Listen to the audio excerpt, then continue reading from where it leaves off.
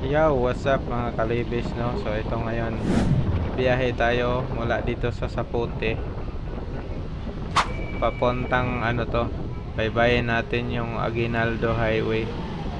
So ito ay Sapote papunta dito sa may Bacoor. Yan, kita na natin, ito na yung tulay sa may Bacoor. Yan. Yan, ito ay Bacoor Public Market. Yan, grabing traffic dito lalo na sa umaga, sobra punuan dito traffic sa may Bacoor Public Market.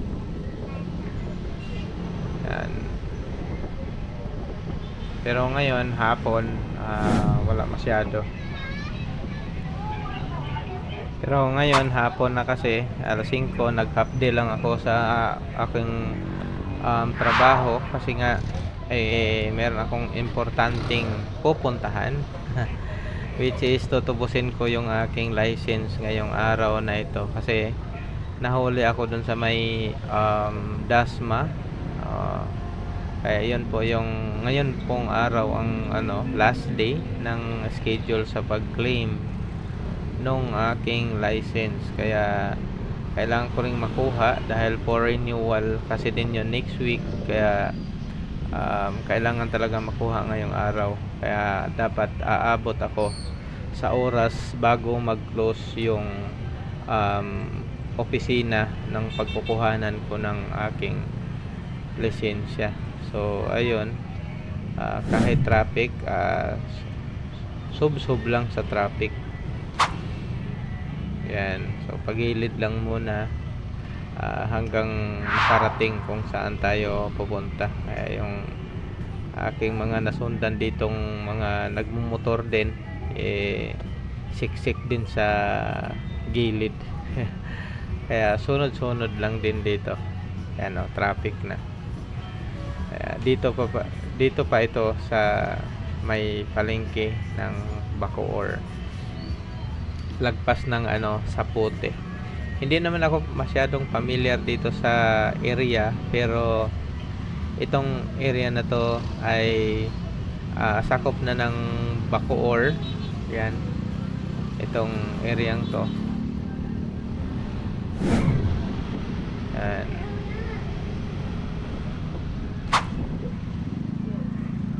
Yan, so habol dito sa green signal. Ayan. So sa dami na kasi nagmumotor sa Pilipinas, so siksikan na rin yung mga motor, ginawa din ang hanap buhay nung iba, kaya punong puno yung karsada. Yan, dahan-dahan lang, at least makarating sa pupuntahan na walang galos. Yan yung pinaka importante. Pero ngayon kailangan ko talagang makarating, kahit magbangking ako dito, kahit maliit, yan, siksikin talaga. Yan, kahit ipit-ipitin sa ibang sasakyan, siksik lang.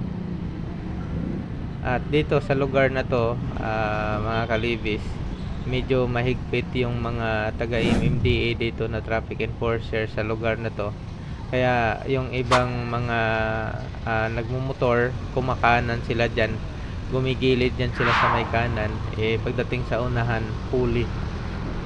So dito sa lugar na to, itong stoplight na to, maraming nag-aabang dito na mga taga MMDA.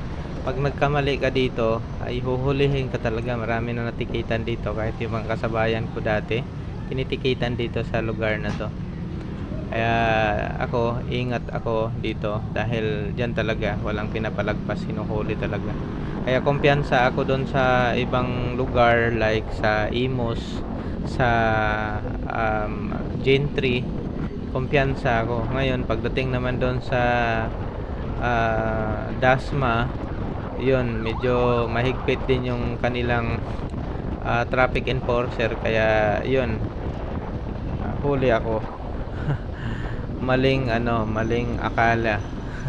ticket ticket agad. So kailangan ngayon tubos na kasi 3 days ngayon, last day ngayon nung kanilang palugit para tubusin yung aking lisensya. At kailangan ko rin tubusin ngayong araw yung license ko kasi next week kailangan ko na rin ipapa-renew sa LTO kasi ano na rin siya, papaso na. Kaya wala akong choice kundi tubusin siya ngayong araw. So ayan, babangking-bangking tayo dito kasi medyo maluwag. Samantalahin na natin tong Aguinaldo Highway na ito. Medyo hayahay ngayong oras na to, pero madalas dito kapag dumaan ako dito sa umaga, kasi madalas umaga ako dito dumadaan papunta sa trabaho kasi idaan ko pa sa school yung aking estudyante. Kaya yun, tuloy-tuloy ang ano talaga dito, ang traffic sa umaga. Minsan late na rin ako sa aking trabaho, pero laban lang. Kaya ngayon medyo samantalahin natin. Oops, muntik na. Yan. So buti na lang hindi siya dumiretso sa gilid, hindi ako sumabit.